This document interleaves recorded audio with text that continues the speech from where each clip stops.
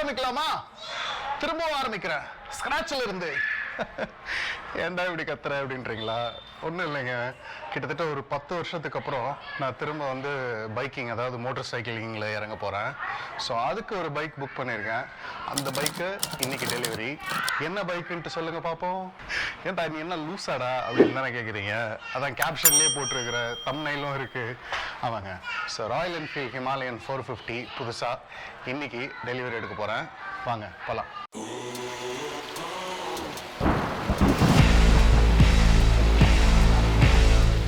சென்னையின் common transport ஆட்டோவில் ஏரியாச்சுங்க. இதுதான் அந்த ஃபேமஸ் எம்சி ரோடு எங்கள் ஏரியாவில். பார்த்தீங்கன்னா ஃபுல்லாக துணி கடையாக தான் இருக்கும்.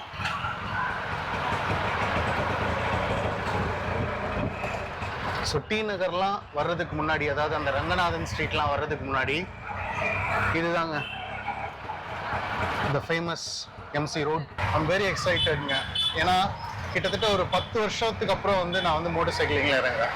Between 2012 and 2014. ஸோ அப்போ நான் வச்சுருந்த பைக் வந்து ஒரு ஹார்லி டேவிட்சன் அயர்ன் 883 வச்சுருந்தேன். வேறு லெவல்லங்க இருந்தது அந்த பைக்கு. அந்த பைக் எனக்கு ரொம்ப ரொம்ப ரொம்ப பிடிக்கும். ஆனால் அன்ஃபார்ச்சுனேட்லி ஒரு சில காரணங்களால் அந்த பைக்கை நான் வந்து கொடுக்க வேண்டியதாகி போச்சு. அதை கொடுத்துட்டு ஒரு கேடிஎம் ஒன்று வாங்கியிருந்தேன், டியூக் 390 2014. பட் 2015 நான் வந்து ஒர்க்லேருந்து ரிட்டையர் ஆனதுக்கப்புறம் அந்த பைக்கை நான் யூஸ் பண்ணவே இல்லை.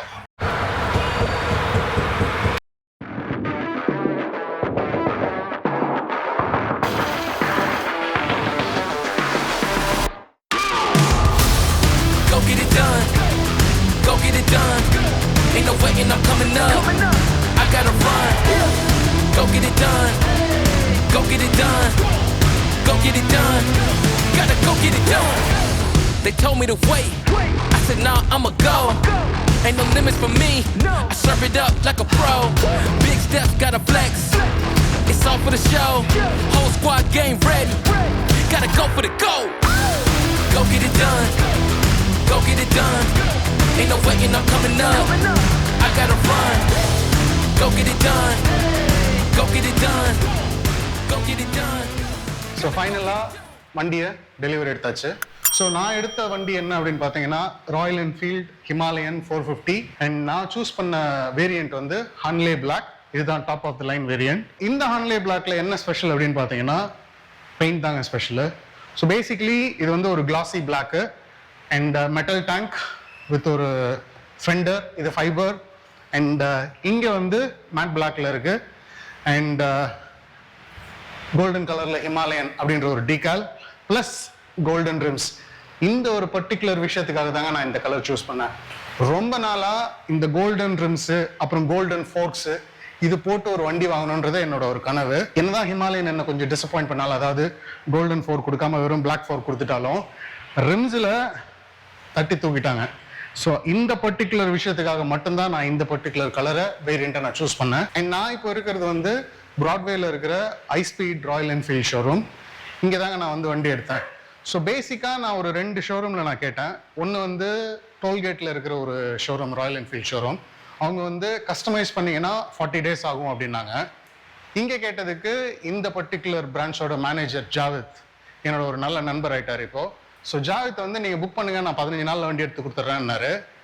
சொன்ன மாதிரியே 10 நாளில் வண்டி வந்துடுச்சு. ஸோ நேற்று ரெஜிஸ்ட்ரேஷன் போயிட்டு இன்னைக்கு டெலிவரி. ஸோ நான் 31ஆம் தேதி பைக் புக் பண்ணேன். அண்ட் 10ஆம் தேதிலாம் பைக் வந்துடுச்சு.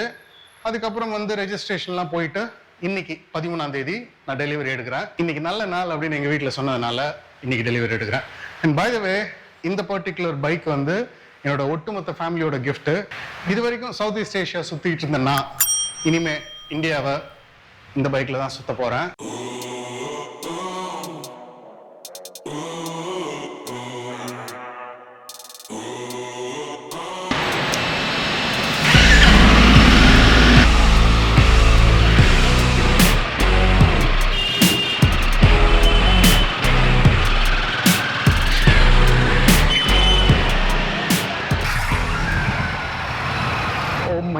அப்படின்னு இருக்கு.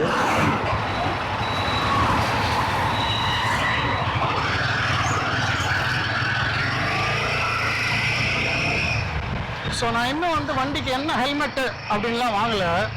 ஸோ அதனால் வந்து அந்த ஹெல்மெட்டுக்கு போடுற அந்த ஒயர்டு மைக்ரோஃபோன்லாம் போடல.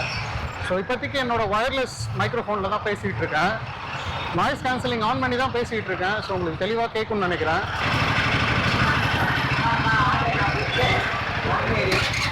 இருங்க என்னம்மா நீங்கள் தான் சாதாரண பெட்ரோல் தானே? இருங்க கேமராமா ஆட்டோ கட் ஆயிடுச்சா? Okay thank you.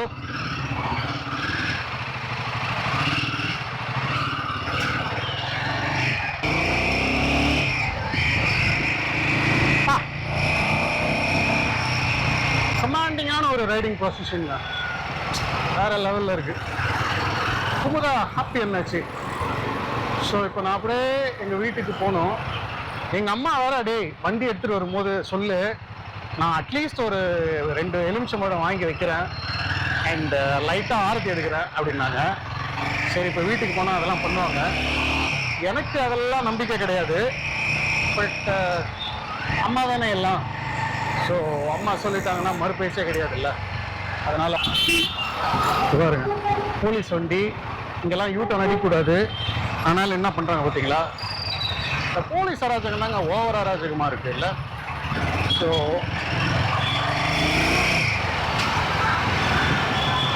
பாருங்க பார்த்து முதல் நாளே அப்படின்ற மாதிரி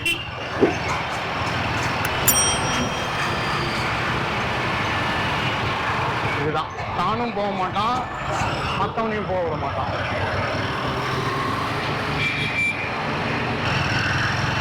இதுதாங்க oldest railway station in Tamil Nadu, one of the oldest railway station in India. இதுதான் ராயபுரம் ரயில்வே ஸ்டேஷன். ஸோ இங்கே தான் முதல்ல சென்ட்ரலே இருந்தது. அதுக்கப்புறம் இங்கே வந்து ஹார்பரும் இங்கே தான் இருக்குது, ரயில்வே ஸ்டேஷனும் இங்கே தான் இருக்குது அப்படின்றதுனால சென்ட்ரலுக்கு மாற்றினாங்க. இதுதாங்க சென்னையோட ஓல்டஸ்ட் பிரிட்ஜு. பிரிட்டிஷ் காலத்துக்கு முன்னாடி இருந்தே இந்த பிரிட்ஜ் இருக்குன்னு நினைக்கிறேன், ஆர் அட்லீஸ்ட் பிரிட்டிஷ் காலத்துலேருந்து இருக்குன்னு நினைக்கிறேன்.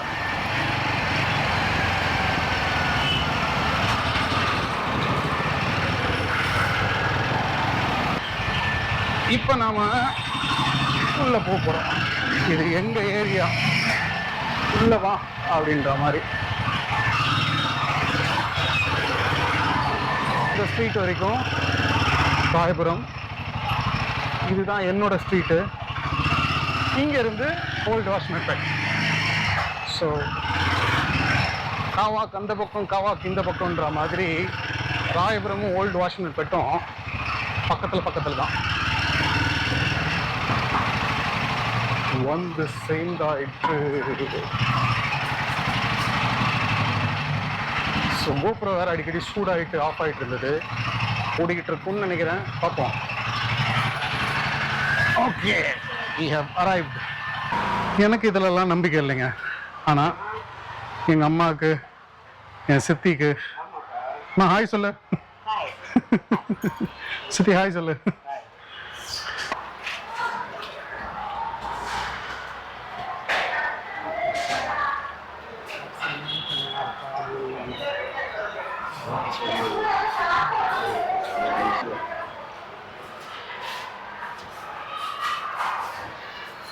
எங்கள் அம்மா வந்து ஒரு பயங்கரமான ஒரு பக்திமான்.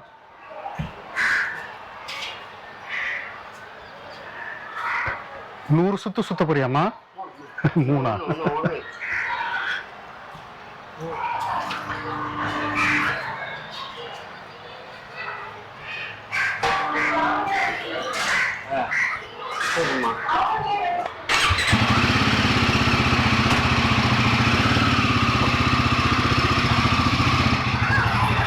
இதெல்லாம் உங்களுக்கு ஒரு சந்தோஷம்.